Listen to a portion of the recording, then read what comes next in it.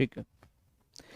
सभी प्यारे साथियों को गुड इवनिंग। मैं आपका दोस्त अंकित चौधरी स्वागत करता हूं आपके अपने परिवार रोजगार विद अंकित पे। आशा करता हूं कि आप सभी बेहतरीन जबरदस्त जिंदाबाद होंगे और बहुत अच्छे तरीके से सभी प्यारे साथी अपना पेपर करके आ रहे होंगे। और आज भी बहुत अच्छा पेपर बच्चों का हुआ जिनसे मेरी बात हुई, तो उनसे जुटाए गए कुछ तथ्य आपके सामने रखे जाते हैं रोज बच्चे, और वो भी उसी प्रोसेस को आगे बढ़ाते हुए आज मैं आपके सामने लेके आया हूँ कुछ इंपोर्टेंट क्वेश्चंस कह लो आप, ठीक है ना, जो एग्जाम में पूछे गए हैं आपके लिए। तो उन्हें एक बार जरूर देखिएगा। सभी एक बार क्लास से जरूर जुड़ें और एक बार लाइक शेयर जरूर कर दें। कोई विशेष बदलाव जीएस के सेक्शन में नहीं देखने को मिला है, वही चीजें अभी भी पूछी जा रही हैं। किसी दिन जनगणना, किसी दिन राष्ट्रपति, किसी दिन कुछ, तो मतलब वही वही टॉपिक पकड़ रखे हैं अभी तक, ठीक है ना। तो बहुत ज्यादा बदलाव, नृत्य से क्वेश्चन आ ही रहा है, पंचवर्षीय योजनाओं से आ ही रहा है, हरित क्रांति से भी एक आधा प्रश्न पूछ लेता है। तो एक बार बच्चे जुड़ो जल्दी सभी से, ठीक है ना। चलो, डर लग रहा है, अरे भैया डरना काहे है, ठीक है ना। डर तो लगता है लेकिन डरना नहीं है, क्योंकि पढ़ाई की है भाई। डर के भी तो वही काम करना है, डर के भी पेपर देना है और बिना डरे भी पेपर देना है। पेपर तो देना ही है भाई। डर के दोगे तो दो चार क्वेश्चन आते हुए भी गलत हो जाएंगे, बिना डर के दोगे तो आता हुआ तो सही करके आओगे। तो यही चीज ध्यान रखनी है प्यारे बच्चे, कि जो आता है वो गलत ना हो। और यही चीजें बार बार बताई जा रही हैं। प्रश्न को अच्छे से पढ़ें, टाइम मैनेजमेंट पे ध्यान दें। लग रहा है मैथमेटिक्स का, रीजनिंग का कोई क्वेश्चन समय खा रहा है, छोड़ दें, गुड बाय कर दें उससे, ठीक है ना भाई। चलो भाई, बहुत अच्छे। तो जब है पढ़े तो काहे को डरे। तो बात करते हैं आज के कौन कौन से क्वेश्चन बने हैं। लैंग्वेज अलग हो सकती है, क्योंकि एग्जैक्ट चीजें बता पाना ना बच्चों के लिए पॉसिबल होता है ना हमारे लिए। तो थोड़ी बहुत बेटा लैंग्वेज अलग हो सकती है प्रश्न की, आपको पता है एग्जैक्ट चीजें नहीं मिल पाती हैं, लेकिन प्रश्न पूछा वहीं से गया है, ठीक है ना। चलो, मैंने पूरी कोशिश की है कि आपको ये सारी चीजें वही मिलें जो एग्जाम ओरिएंटेड हैं। सबसे पहले राजीव गांधी खेल रत्न पुरस्कार किसे दिया गया। तो बेटा, राजीव गांधी खेल रत्न पुरस्कार किसे दिया गया है। हाँ बच्चे, मैं लास्ट में बताऊंगा कि कितने क्वेश्चन बच्चे करके आ रहे हैं, सारी चीजें बताऊंगा, निश्चिंत रहिएगा। चलो भाई, जीके के कौन से टॉपिक पढ़े हैं बेटा, बता रखा है सारी चीजों के बारे में, ठीक है ना। पुरस्कार पढ़ लीजिए, नृत्य पढ़ लीजिएगा, नृत्य भी बहुत ज्यादा डिटेल में नहीं पूछ रहा है, ठीक है ना। स्टैटिक जीके के 3-4 क्वेश्चन, 3 क्वेश्चन ये बन ही रहे हैं आपके। अगर मैं बात करूं प्यारे बच्चे, राजीव गांधी खेल रत्न पुरस्कार किसे मिला था, सबसे पहले बताओ। विश्वनाथ आनंद। किसे मिला था बेटा, शतरंज के प्लेयर थे विश्वनाथ आनंद, उन्हें मिला था, विश्वनाथ आनंद को मिला था, विश्वनाथ आनंद को दिया गया, ठीक है ना भाई, 1991-92 में। तो ये बात आप जानते हो। ये कह रहा है राधा रेड्डी और राजा रेड्डी। अब नृत्य से पूछेगा तो बेटा नृत्य में तो घुमा के भी पूछ सकता है, तो कौन किस नृत्य से जुड़ा हुआ है, यहां से लगभग हर पेपर में प्रश्न पूछा जा रहा है। तो बताओ, ये कह रहे हैं राधा रेड्डी और राजा रेड्डी किस नृत्य से संबंधित हैं। जल्दी से आंसर आना चाहिए सभी का। कुचिपुड़ी बता रहे हैं कुछ बच्चे, तो जिन बच्चों का भी कुचिपुड़ी है बच्चे, एकदम सही है। किस नृत्य से जुड़े हुए हैं, कुचिपुड़ी नृत्य से जुड़े हुए हैं दोनों के दोनों। तो ये प्रश्न था, थोड़ा अच्छे लेवल का प्रश्न है, आपको पता है। ये कह रहा है उपाधियों का अंत संविधान के किस अनुच्छेद में वर्णित है। आप सभी जानते हो संविधान के भाग 3 में मौलिक अधिकार हैं, आर्टिकल 14 से लेके 18 तक समानता का अधिकार है, और समानता के अधिकार का ही आर्टिकल 18, भैया कोई भी प्रकार की उपाधि चाहिए तो देश से, यानी कि भैया हमारे राष्ट्रपति जी की परमिशन लेनी पड़ेगी। ऐसा ही नहीं है कि कहीं से भी आप बच्चे कोई भी उपाधि धारण कर लोगे। किसी कोई अपना पहले सरनेम लगा विक्रमादित्य ऐसे करके कोई टाइटल नहीं लोगे, कोई अगर पुरस्कार भी मिलेगा तो उसके लिए भी परमिशन लेनी पड़ेगी। तो भैया उपाधियों का अंत संविधान के आर्टिकल 18 के तहत है। बात समझ में आ रही है? बहुत बढ़िया बेटा, जिनका भी पेपर है आगामी, बहुत ऑल द बेस्ट सभी के लिए, बहुत अच्छा पेपर करके आओगे। बिल्कुल बेटा, कबूतर उड़ा के आना है। ये कह रहे 2022 में दिल्ली के नए कमिश्नर कौन बने हैं। बेटा अभी दिल्ली के नए कमिश्नर बने हैं, तो इससे जुड़ा हुआ एक प्रश्न पूछा गया है। तो एक बार बताएंगे क्या होगा सही आंसर। हाँ बेटा बिल्कुल, बात करेंगे, सभी प्रश्नों के ऊपर बात करेंगे जो भी मुझे मिल पाए हैं। तो बताएंगे दिल्ली के नए कमिश्नर कौन बने हैं बच्चे। तो संजय अरोड़ा, ठीक है ना भाई। संजय अरोड़ा दिल्ली के नए कमिश्नर। एक आध दिल्ली के देखो सीएम पूछ लिए हैं, राज्यों के गवर्नर पूछे जा रहे हैं, सीएम पूछे जा रहे हैं, यहां से प्रश्न बन रहा है। जो उपचुनाव हुए हैं किसी भी राज्य में, जो भी लोकसभा के उपचुनाव हुए, उपचुनाव से प्रश्न पूछ रहा है। उपचुनाव आप पढ़ सकते हो कि भैया कौन सी सीट पे कौन जीता है, उपचुनाव से कई प्रश्न बन चुके हैं। तो भैया संजय अरोड़ा, तो ये वो टॉपिक हैं जहां से आपको चीजें रिवाइज कर लेनी चाहिए अगर आपका आगामी पेपर है। संजय अरोड़ा, बात क्लियर। आगे बात करें बच्चे आपसे, दिल्ली के सीएम भी पूछ लिए गए हैं, उपचुनाव से प्रश्न आ ही रहा है। तीसरी पंचवर्षीय योजना का उद्देश्य क्या था?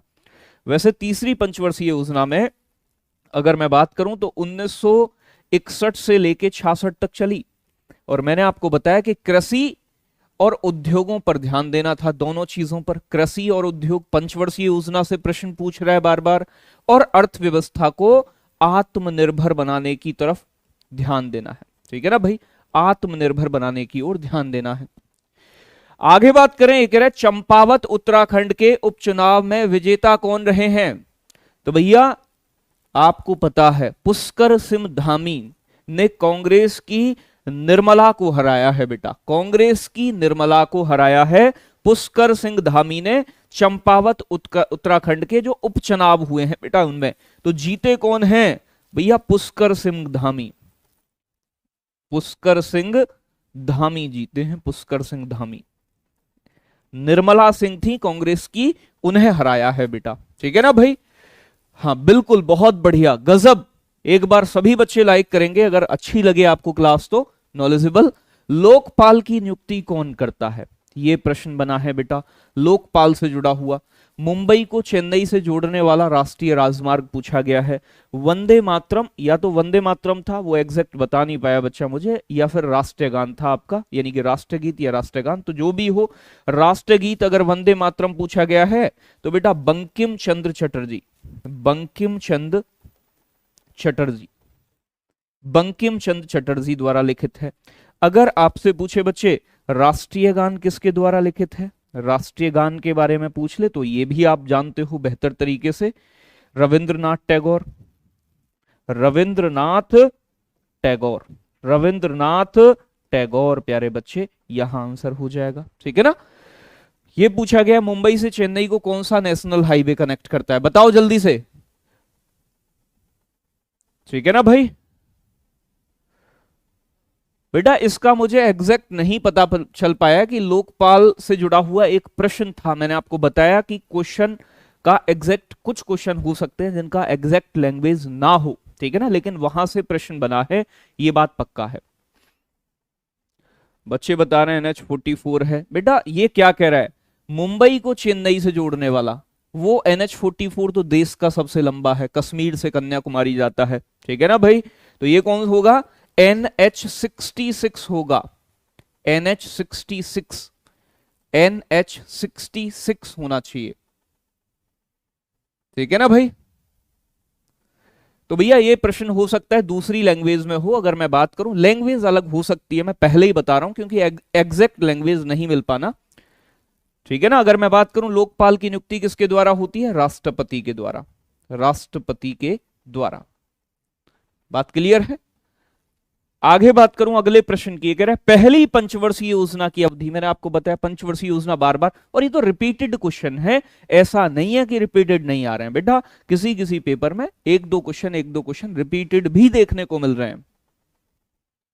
बात क्लियर। चलो, तो पहली पंचवर्षीय योजना 1951 से लेके 56 तक चली थी, आप सभी जानते हैं। पहली नेहरू जी ने योजना को स्टार्ट किया, और बच्चे ये भी ध्यान रखना है कि इसमें कृषि को प्राथमिकता दी गई थी। कृषि हेराल्ड डोमर मॉडल पर आधारित थी, हेराल्ड डोमर मॉडल पर आधारित थी। ठीक है ना भाई, हेराल्ड डोमर मॉडल पर ये आधारित थी, बताया है आपको। ये प्रश्न रिपीटेड है, 2-3 बार पूछ लिया गया है। डीआरडीओ के नए अध्यक्ष, या तो प्रश्न बेटा इस तरीके से था कि डीआरडीओ के जो नए अध्यक्ष बने हैं उनसे पहले अध्यक्ष कौन थे, या प्रश्न ये था कि डीआरडीओ के नए अध्यक्ष कौन है। दोनों ही तरीके से प्रश्न के बारे में मुझे मिला है, कुछ बच्चों ने कुछ बताया है, कुछ ने कुछ बताया है, तो दोनों ही तरीके से देख लेते हैं। ठीक है ना भाई। तो अगर मैं बात करूं बच्चे डीआरडीओ के वर्तमान अध्यक्ष कौन है, Sameer, doctor Sameer V Kamath. Doctor Sameer V Kamath वर्तमान हैं, वर्तमान अध्यक्ष नए। इनसे पहले कौन थे बच्चे? तो इनसे पहले वाले थे सलीम रेड्डी, सतीश रेड्डी, सॉरी सतीश रेड्डी बच्चे इनसे पहले थे, सतीश रेड्डी। तो चाहे पहले वाले पूछे गए हों कि वर्तमान पदभार ग्रहण किया है, किसके स्थान पे किया है, तो सतीश रेड्डी। और शमीर वी कामत वर्तमान है। ये कह रहा है इनाम गांव पुरातात्विक स्थल किस राज्य में स्थित है?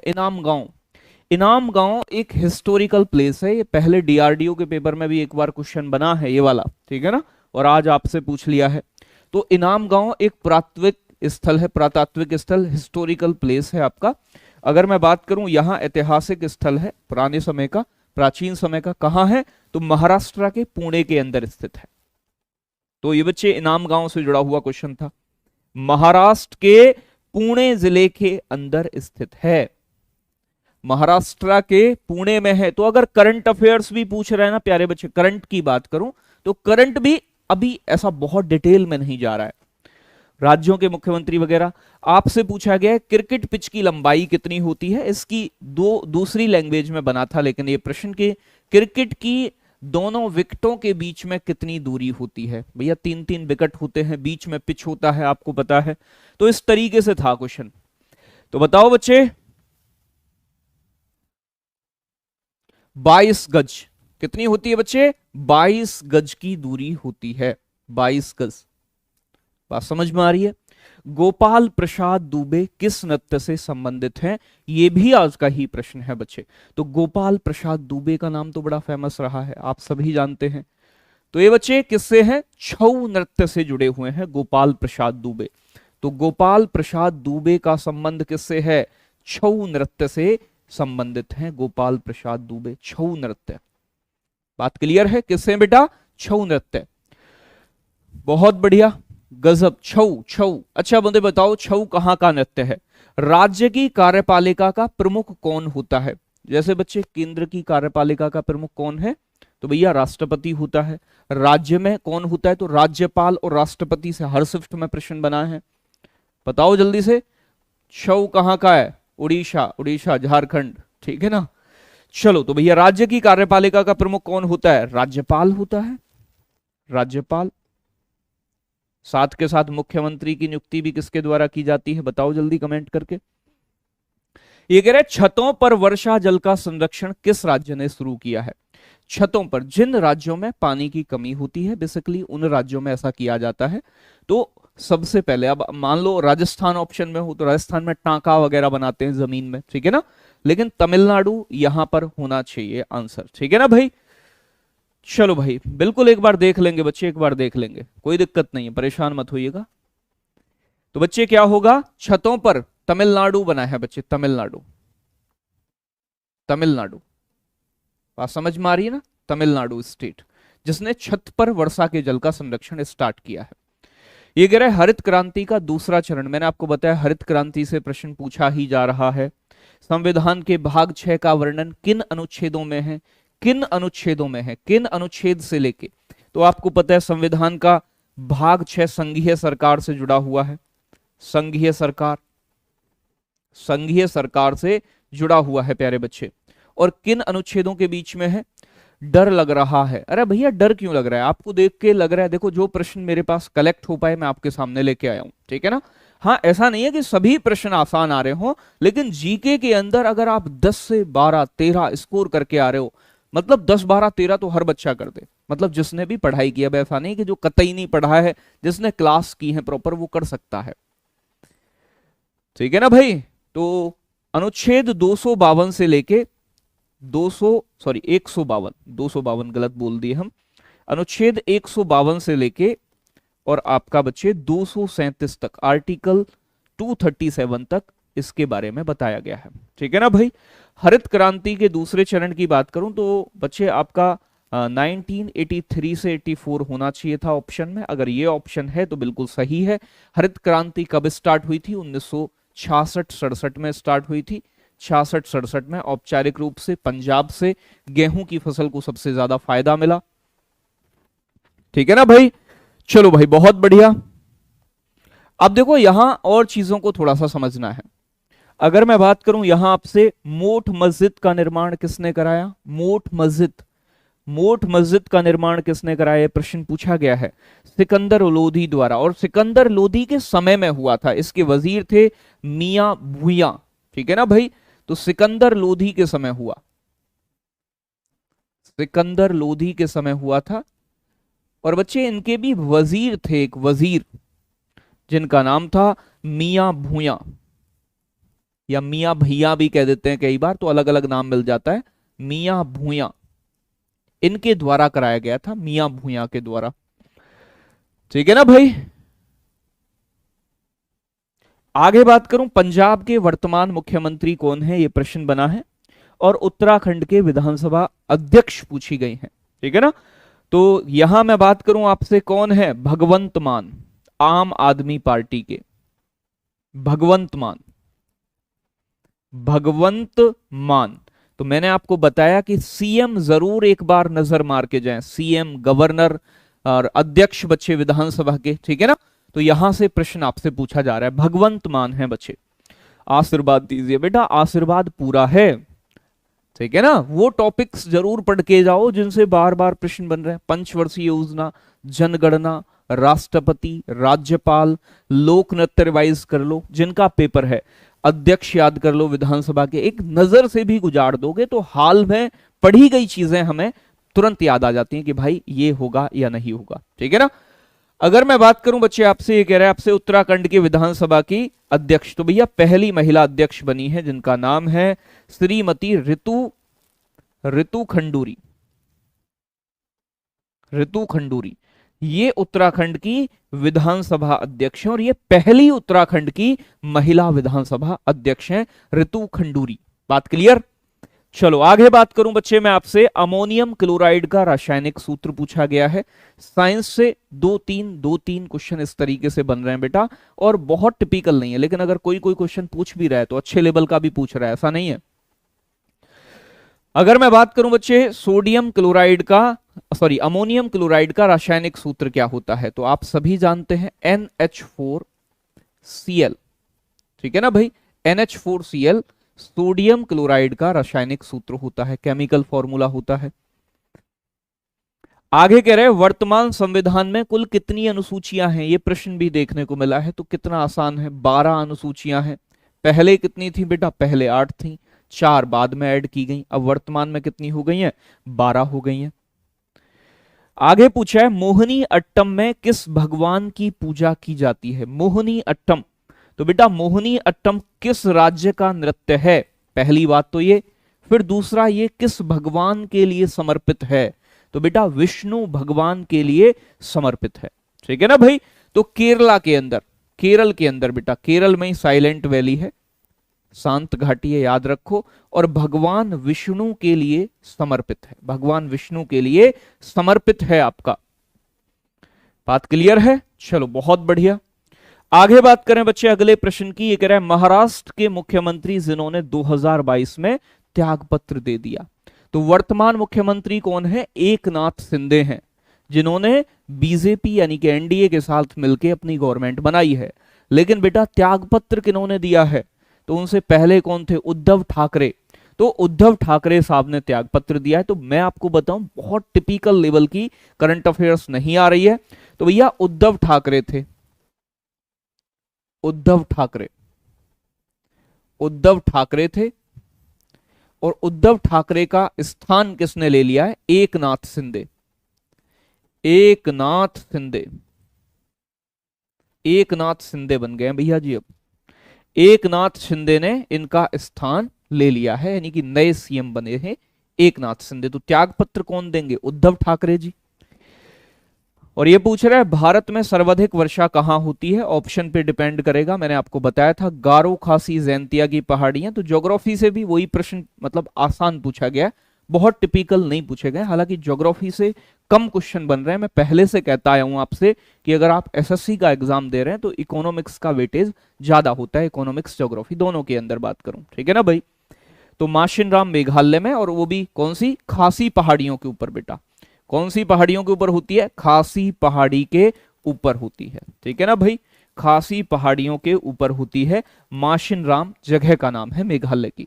तो ये प्रश्न जो मेरे पास आज पहुंच पाए, मैं आपसे फिर भी कहता हूं कि हो सकता है इनकी लैंग्वेज बिल्कुल एग्जैक्ट ना हो जैसे पूछे गए हैं, ठीक है ना, लेकिन हाँ प्रश्न पूछे यहीं से गए, लैंग्वेज थोड़ी बहुत इधर उधर हो सकती है। जो भी प्रश्न मेरे पास बन पाए मैंने आज आपको ओवरव्यू दिया है। तो ऐसा नहीं है कि गुरुजी कतई ये नहीं था, हो सकता है बेटा एक आध क्वेश्चन की लैंग्वेज अलग हो। अगर मैं बात करूं यहां आपसे कि आप जीएस में क्या देखते हो, तो भैया जीएस में अगर मैं करंट अफेयर्स की बात करूं तो करंट अफेयर्स के वही 2 से 3 प्रश्न बन रहे हैं, लेकिन मॉडरेट पूछ रहा है, बहुत बहुत ज्यादा टिपिकल नहीं, आसान। स्टैटिक जीके, ठीक है ना भाई, स्टैटिक जीके की बात करूं तो वही 3 प्रश्न के आसपास पूछ रहा है।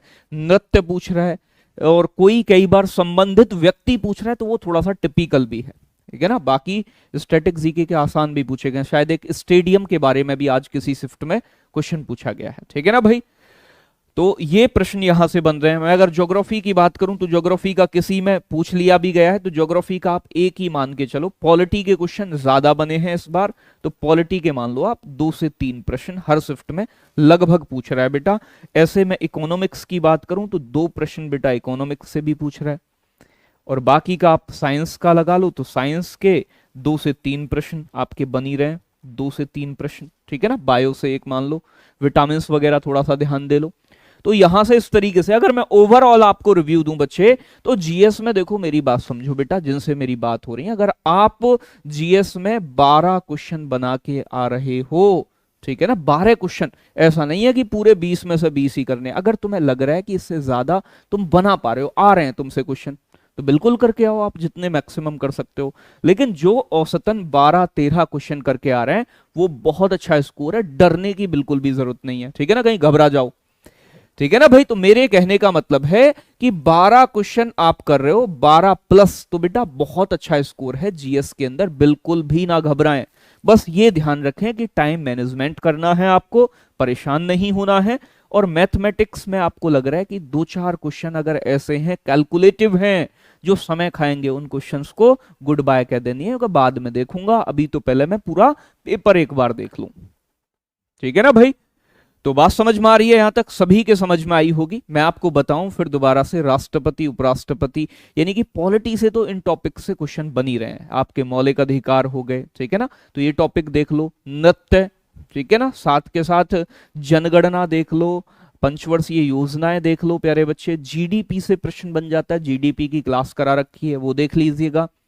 तो जहां से प्रश्न बन रहे हैं वो चीजें देख लो। हिस्ट्री का कोई फिक्स नहीं है, प्राचीन इतिहास से प्रश्न पूछे जा रहे हैं, तो प्राचीन इतिहास, मध्यकालीन, कहीं से भी प्रश्न पूछ सकता है। तो कोई हिस्ट्री का कोई स्पेसिफिक सेक्टर दिखाई नहीं दिया है जहां का मैं आपको बता दूं, ठीक है ना भाई। तो मिलेंगे आगे अगली क्लास में। आज का रिव्यू कैसा लगा जरूर बताइएगा, और जिन बच्चों के पास जिनका एग्जाम हो वो पेपर दे के आए तो जरूर बताया करो भाई, कॉल किया करो, नंबर दिया करो, डाउट ग्रुप है उसमें बताया करो, लेकिन बताया जरूर करो जिससे कि हमें पता चल सके और बच्चों को रिव्यू दिया जा सके, ठीक है ना भैया। चलो बहुत बढ़िया, ऑल द बेस्ट सभी बच्चों को जिनका आगामी एग्जाम है, बहुत सारा प्यार, love you, take care, bye bye, ठीक है बच्चे।